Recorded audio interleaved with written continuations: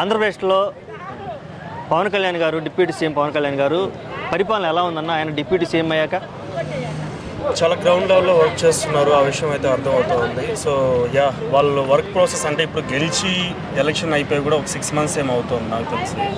ఈ 6 monthsలో ఏం వర్క్ చేశారు ఏంటి అనేది వెంటనే చెప్పాలంటే చాలా కష్టం. కానీ ఎప్పుడు కూడా సరే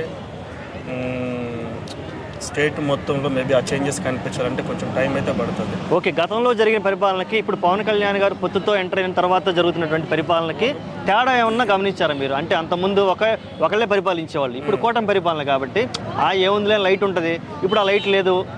ఫ్రీడమ్ అనేది టీడీపీ ప్రభుత్వానికి కూడా ఉందంటారా లేదంటారా? ఖచ్చితంగా ఉంది. అండ్ ఇంకొకటి చెప్పాలంటే సో మన లైఫ్ని మనం కరెక్ట్గా లీడ్ చేస్తున్నా కూడా మనకి భయం అనేది ఒకటి ఉంటుంది. సో జగన్ గారి ప్రభుత్వంలో ఆ భయం ఉండదు. ఎప్పుడు ఏ చేంజెస్ వస్తుంది ఏంటి అనేది మేబీ సో రిసీవ్ చేసుకోవడానికే చాలా భయంగా ఉంటుంది. బట్ ఆఫ్టర్ టీడీపీ ఇది వచ్చేసి ఇప్పుడైతే ఆ భయం లేకుండా మ్యాక్సిమం ఉన్నాం. ఓకే, ఆల్రెడీ ఏపీలో 100% స్ట్రైక్ రేటు, ప్లస్ మళ్ళీ మహారాష్ట్రలో వెళ్ళి ఆయన ప్రచారం చేసినా కానీ అక్కడ కూడా ఆయన ప్రచారం చేసిన చోట గెలుపు, ఇవన్నీ చూస్తుంటే పవన్ కళ్యాణ్ గారు నేషనల్ కాదు ఇంటర్నేషనల్ అనే రేంజ్లో ఎదిగిపోతున్నారు. ఇప్పుడు ఆయన మరి అట్ ద సేమ్ టైం ఆయన మీద కుట్రలు కుతంత్రాలు కూడా అలాగే జరిగే ఉంటాయి. నిన్నగాక మొన్న ఎవరో కూడా థ్రెట్ కాల్ ఒకటి ఫోన్ చేసి, అఫ్కోర్స్ అతను ఎవరైనా కానీ ఇటువంటి కాల్స్ అడ్వాంటేజ్గా తీసుకొని కొంతమంది అటాక్ చేసే సిచ్యువేషన్స్ కూడా కొన్ని మనం చూడొచ్చు కదా, దాని మీద చెప్పాను.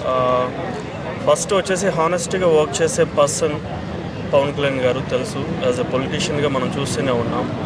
ఆయన సెలబ్రిటీ లైఫ్లో కూడా సరే చాలా నార్మల్ లైఫ్ని లీడ్ చేసిన ఒక పర్సన్ అనమాట. సో అలాంటి పర్సన్కి వచ్చేసి అతని పవర్ ఏంటో మనం కొత్తగా చెప్పాల్సిన అవసరం లేదు. మేబీ అలాంటి ఒక ఇన్సిడెంటే జరగాల్సిన మూమెంటే వచ్చిందనుకోండి, ఆయన డిఫెండ్ చేయకపోయినా కూడా సరే ఆయన్ని ప్రొటెక్ట్ చేసుకోవాల్సిన ఇది మనకుంది.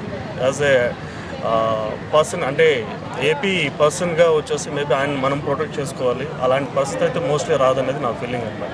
ఆయన్ని అటెంప్ట్ చేసే పర్సన్ ఇంతవరకు నాకు తెలిసి ఆ ధైర్యం చేయలేరు. మతి స్థిమితం లేకుండా ఇలాంటి మనుషులు ఎవరైనా ఉంటే అటెంప్ట్ చేయొచ్చేమో, కానీ నాకు తెలిసి అది కాని పని. ఓకే, ఇప్పుడు ఆయన సేవలో ఏపీకి పరిమితమైనవి ఇక్కడ అద్భుతంగా ఉంటున్నాయి, ఇంకా ఉండబోతున్నాయి. దీని తర్వాత ఆయన సీఎంగా చూసే అవకాశాలు కానీ మీరు ఏమైనా ఎక్స్పెక్టేషన్స్ కానీ? సీఎంగా అది మనం చెప్పడం కాదు, already decided. And one time అయితే మ్యాక్సిమం ఆయన ఛాన్స్ ఇచ్చి చూడాలి. నేను ఫ్యాన్గా ఆయన ఉంటే బెటర్గా ఉంటుందని అనుకుంటున్నామో, కానీ ఆయన రావాలి, ఒకసారి అయితే ఆ ఛాన్స్ రావాలి. అంటే నీ అభిప్రాయం ప్రకారం నెక్స్ట్ టైం ఇలా పొత్తు కాకుండా డైరెక్ట్గా పోటీ చేయాలనుకుంటున్నావా? డెఫినెట్గా అండి. ఓకే, ఇలా పొత్తు కాకుండా డైరెక్ట్గా పోటీ చేస్తే సీఎం చేసి చూపించడానికి ఫ్యాన్స్ రెడీగా ఉన్నారు. ఓకే అన్న, ఇప్పుడు ఆయన తర్వాత ఈ పాలిటిక్స్లో ఇప్పుడు ప్రపంచం రియల్ హీరో అయిపోయాడు. ఆయన సేవలో ఇక్కడ ఏపీ వరకేనా లేదంటే దేశవ్యాప్తంగా కూడా ఇంకా విస్తరించాలని ఏమన్నా? వెళ్తే బెటరే నాకు తెలిసి. కాకపోతే ఫస్ట్ మన ఏపీలోనే చాలా చేంజెస్ ఉన్నాయి, అది ఆయన ఉంటేనే బెటర్గా ఉంటుంది. ఫస్ట్ ఇక్కడ డిఫరెన్స్ చూసామంటే నాకు తెలిసి ఆయన్ని ఎవరు ఆపే పరిస్థితి అయితే మోస్ట్లీ ఆయన. Okay, 1 word about Pawan Kalyan. నేను చాలా పెద్ద ఫ్యాన్ ఆయనకి, అంతే, అంతకుమించి వేరే ఏమి ఉండదు. He's great always. ఓకే అండి, థ్యాంక్ యూ.